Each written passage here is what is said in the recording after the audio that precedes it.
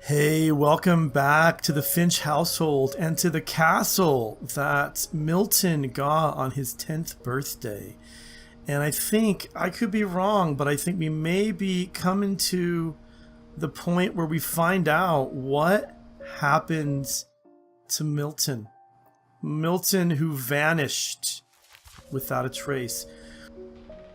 I think Edie was happy to finally have another painter in the family. And he liked to paint.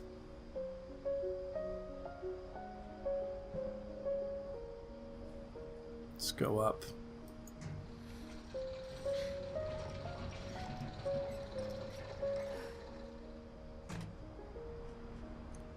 Here is his shrine. His paints, this was his place. He came up here to paint. And here is his empty picture. Milton Finch in The Magic Paintbrush.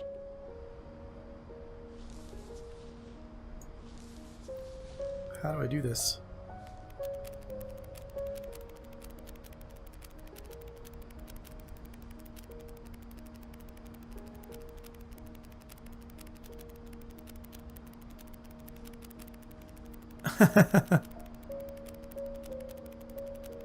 He just paints a door. He's gonna walk right through it, isn't he?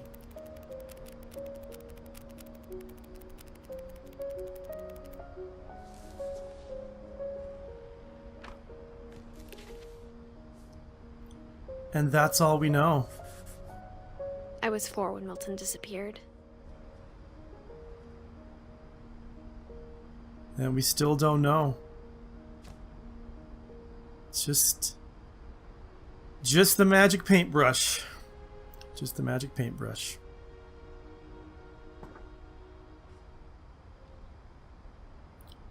Where do we go from here? Stand here and go back down? I guess we do. Mom spent months searching for my brother. Then she sealed the doors.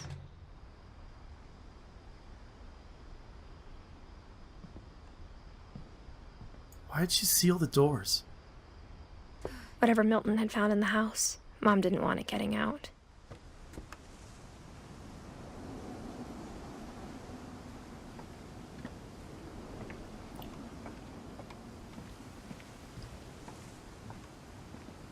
Oh, there's more up here.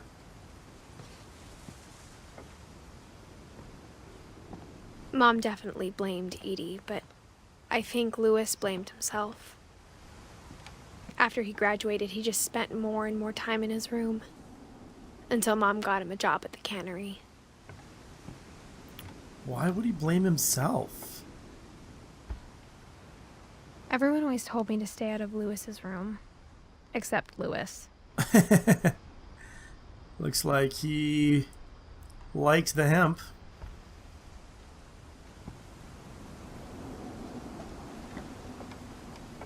Get in that way. His room is just this boat. So why would Louis blame himself? Oh, it doesn't go anywhere.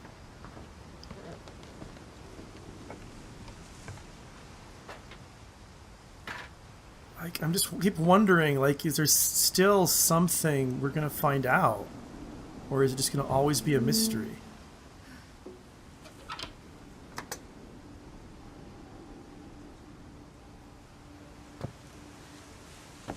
Yeah, there's his bong. Louis's room smelled very, very familiar. That part of him lived on. It does kind of get in the wood. That's true. He's got... I guess that's Nintendo. But no. It's a Wonderland Turbo.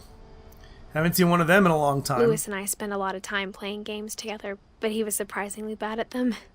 He died a lot. Kind of suggestive, maybe. A little bit of foreshadowing there. Alright, he did get a diploma. He did graduate. He was so proud of being Indian. I think for him, it was a way to be Something other than just a Finch. I mean, I don't know. Just a Finch is pretty impressive, if you ask me, given what you guys have been going through. This is locker contents. I guess from the cannery locker. Let's see what books he has. He's got a book on writing, world history, geography. Yeah, definitely interested in kind of the outside and the world beyond the Finches. He's got a whole bunch of... Are those DVDs? The Red King's Dream, Trust Me. I can't read most of the titles. Yeah, videos, some beers, a couple cold ones. A gaming keyboard with WASD all lit up. Right. And lots of psychedelics. Like the loving the blacklight, Lewis. All right, Lewis, what can we learn?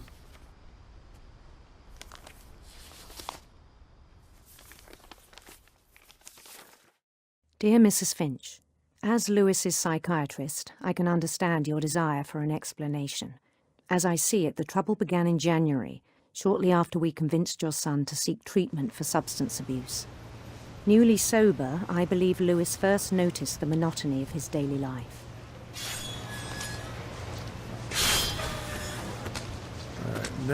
He kept working at the cannery, but he withdrew part of himself.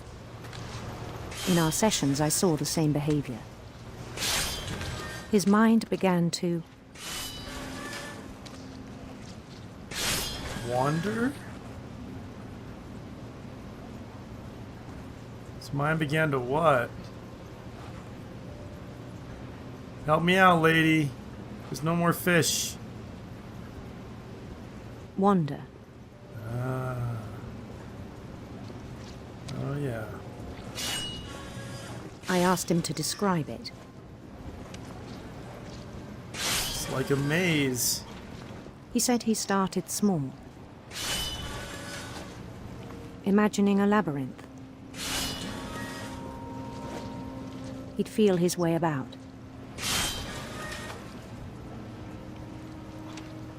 Then something moved. Bats. Bats? And toads. And toads?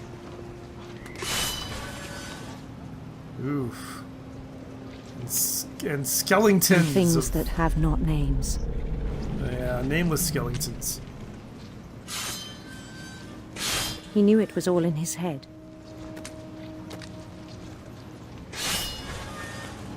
Yeah. But he took it very seriously. I had hoped he'd find himself. Just because it's in your head doesn't mean it's not real. But he found something more.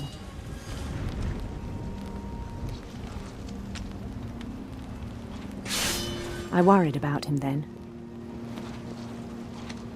Which way do I want to go? Daydreaming at the cannery. I spoke with his boss. But he said Lewis had become a model employee. Methodical, tireless, focused. Distracted, more like it. Like a whole new Lewis. So I let him go on.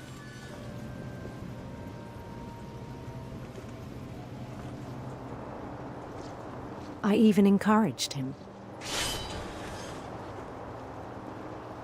It seemed very promising at first.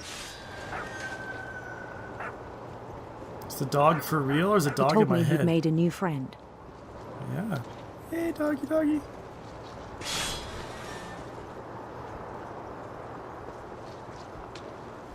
On the edge of a city he named Lewis Topia.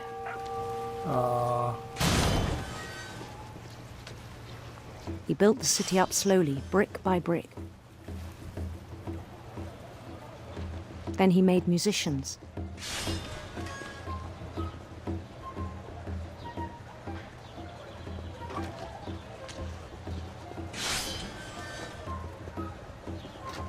And songs for them to play. He talked about starting a band. can't go inside. And he was always humming something. Every day his imagination grew stronger.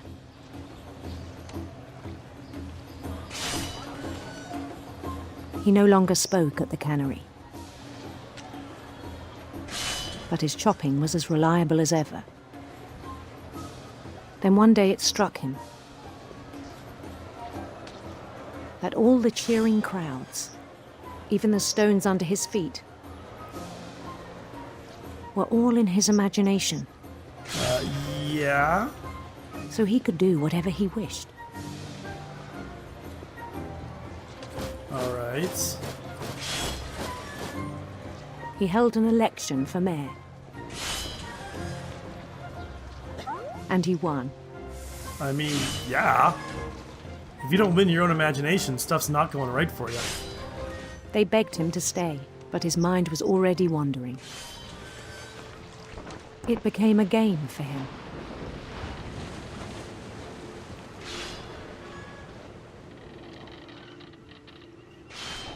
He'd conquer a city, then immediately push on. New Louisville. St. Louis. That one's taken, yo. He started drifting away from our reality.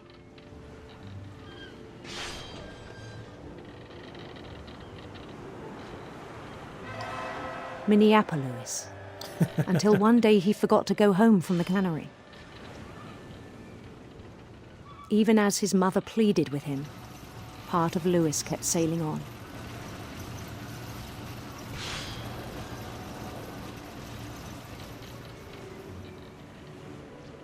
He's just not even seeing it. Living in his own mind. In Louisburg, he heard rumors of a Let's go for the handsome queen. handsome queen.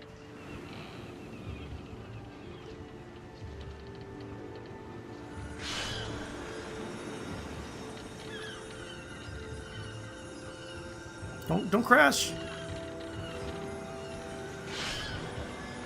The queen was on her own quest for I think sinister serpent sounds good. sinister serpents.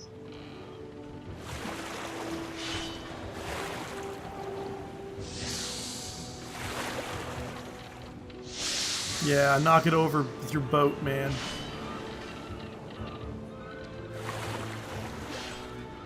He followed the sound of her Electric guitar, totally.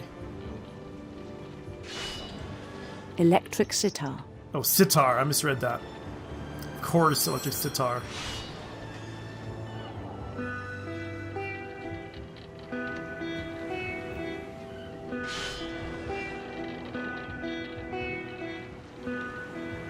His chase led him to a golden palace east of the sun and west of the moon. It's a great place to be. Even then, his logic remained sound. He knew the world was all in his imagination.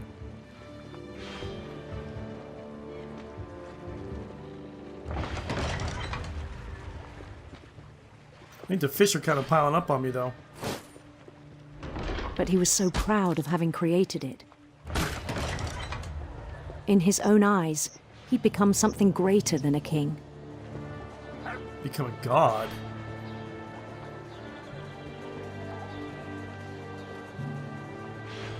For someone who'd never known success in the real world, I think it was overwhelming. And then it struck him that the real Louis was not the one chopping salmon, but the one climbing the steps of a golden palace. So why am I still chopping the salmon, then?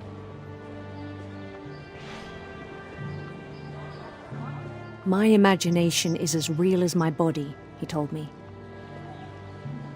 It was hard to argue with him.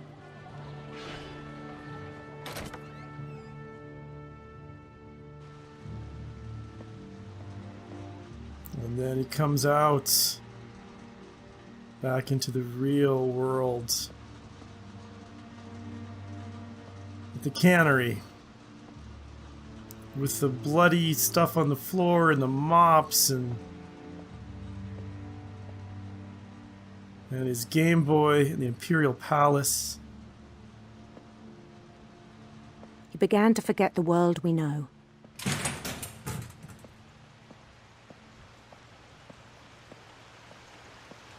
I think it pained him to remember Lewis, the cannery worker. Is that who I'm seeing there? Am I seeing myself from the outside? I think I am. He began to despise the man with a royal contempt. Hey, Finch.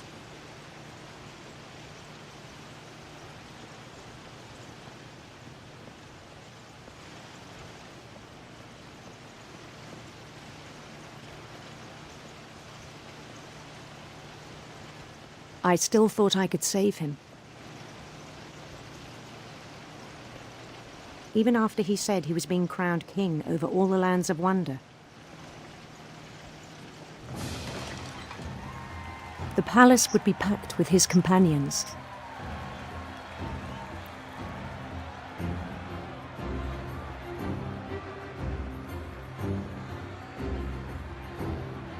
All here for me.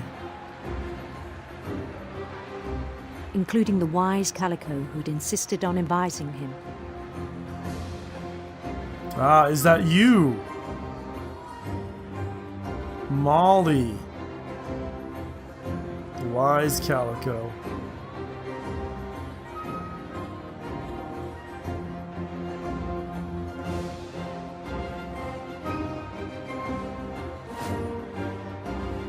Get to see the princess now. The handsome, handsome princess. His queen waited, holding his crown. And electric sitar.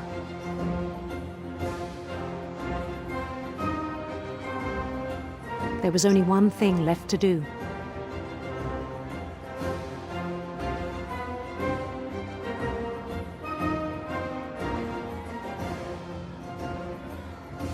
Put it on. Bend down his head. Oh no.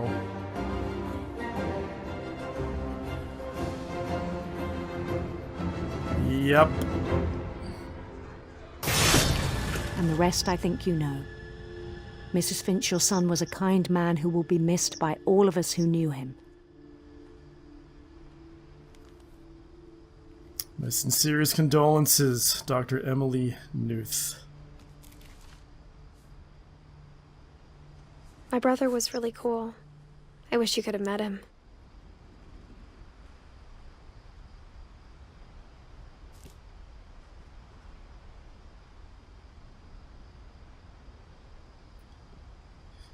Where does that leave us? He just couldn't take it anymore. He was so far inside his own head. And he just was done. Alright, yeah, it's time to exit. What else is there for me to learn?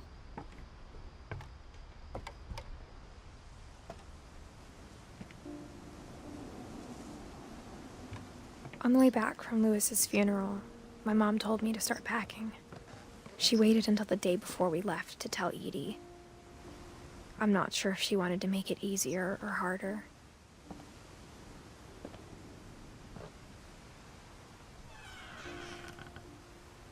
I wish we'd stayed.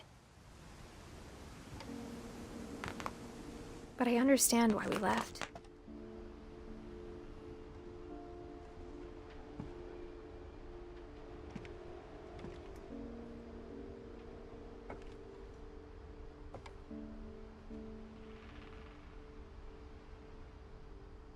Where is this? Dawn Finch. This is the mom's room. The mom's... Once she had the kids. Where the mom ended up? All the missing posters. My mom ended up leaving everything behind. Yeah, and I've been wondering about that this whole time.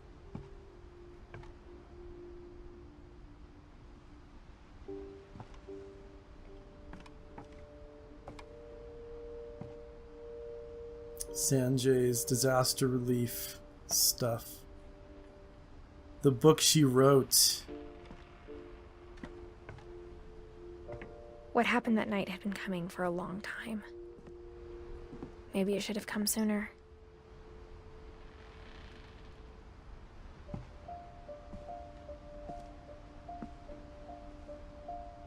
But it had to end one way or another. All that's left now was to tell you about that last night.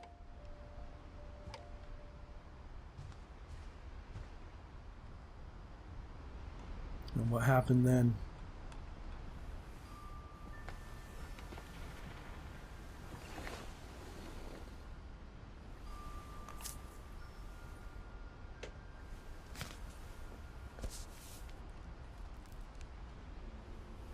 That whole last day, Edie just watched us pack and didn't say a word. Until supper, when she raised her glass and said, "To our final night together, and all our final nights apart." Grandma, you know what I said about alcohol. Some of your medications are very Edith, specific. I left a present for you in the hallway. Why don't you go open it? The grown-ups have to argue now. I'm sorry, you're right. We're all leaving tomorrow. Let's just enjoy our last... I'm not leaving. Edith, you're excused.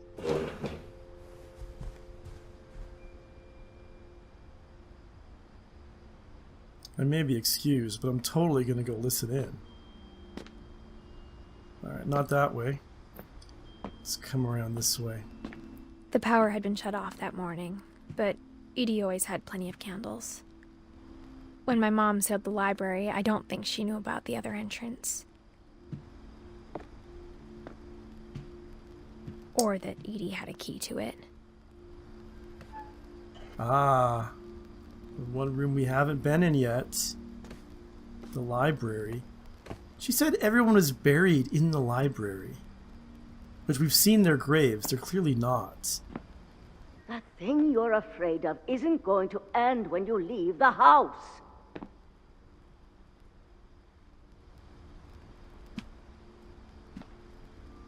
Edith has a right to know these stories. My children are dead because of your stories. I think it's best if Edith and I leave tonight.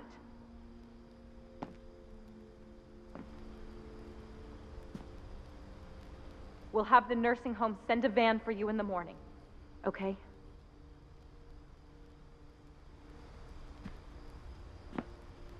Just look at all these books.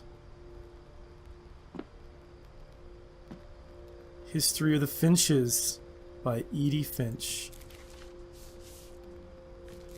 Dear Edith, there's so many stories I wish I could tell you, but there's only time for one. This is about what happened on the night you were born. That night, the tide went way, way out.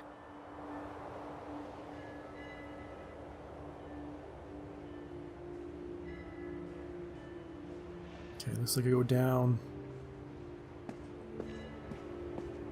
It was the first and last time I ever saw the old house aground.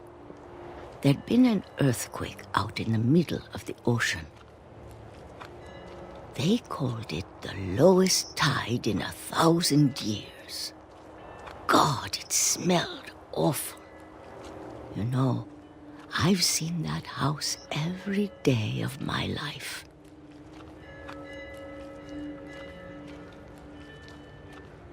But I never thought I'd go back to it. When the fog rolled in, I lost my way.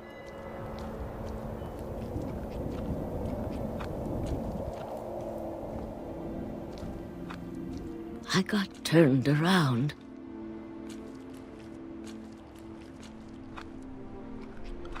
Oh man, where am I?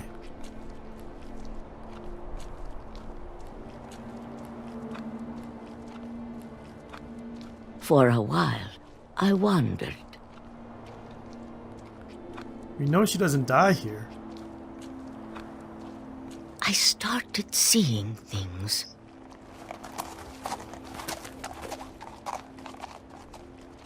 The deer that killed my grandfather? Things I'd forgotten had ever existed.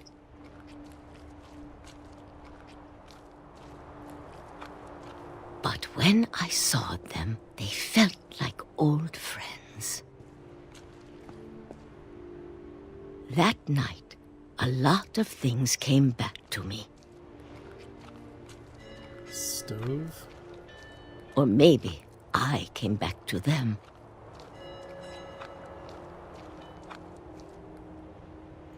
I have no idea what's going on. Things I can't explain, but that I need you to try and... Edith, what are you doing in here? It's mine. Edith! Mom, you're gonna rip it! Let go! I kicked and screamed, but Mom dragged me to the car, and I never saw Great-Grandma Edie again. The next morning, the van came to pick her up, but she was already gone. After that, we moved around a lot.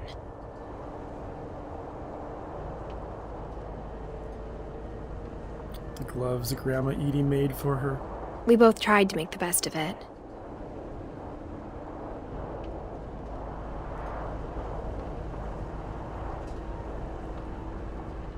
A few years went by.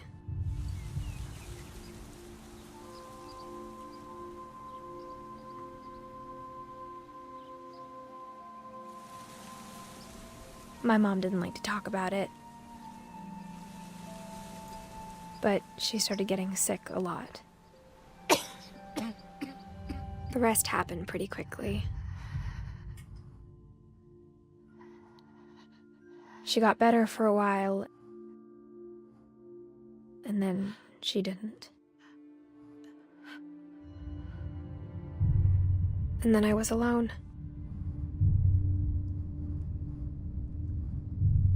The last Finch left alive.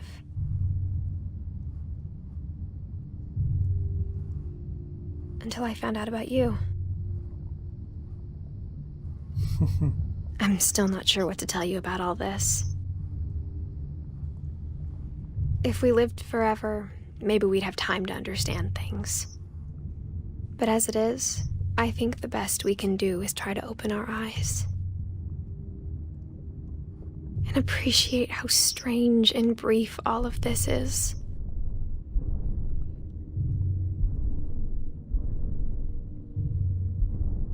This journal was supposed to be for you. But now I hope you'll never see it. I just want to meet you and tell you all these stories myself. But I guess if you're reading this now, things didn't work out that way.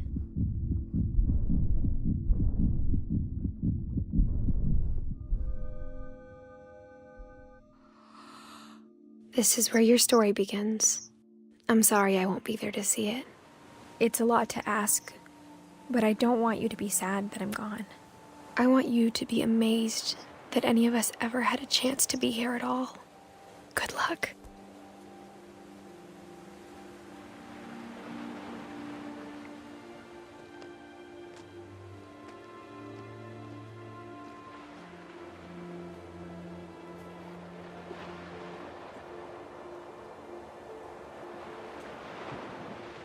And that is What Remains of Edith Finch. Oh. So many questions.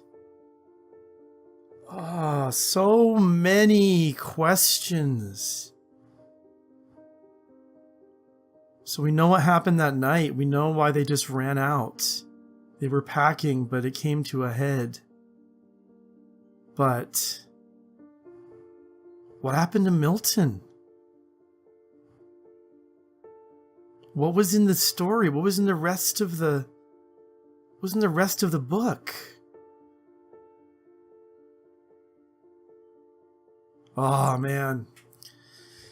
That was a wild ride. That was intense. I thought there was going to be more, to be honest. But yeah, it's just crazy. It's crazy how everybody dies, but it's like nobody seems to really cling to life. They just they just live, and they do what they want to do, and they find themselves in these crazy situations, and they end up dead. But it's kind of sad, but it's also kind of not. Yeah, I don't know what to say. I feel like it was an amazing story, and it just leaves me with way more questions than there are answers.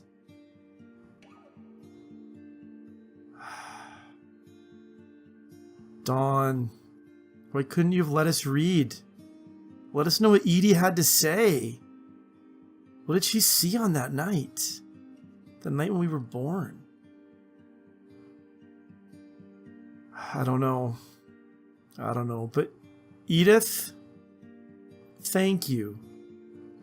Thank you for writing all this down and taking us through the stories. And even if they're crazy, even if I don't really know what to believe in a lot of them, even if some of them maybe are told through the lens of how maybe people wish they were instead of how they really were.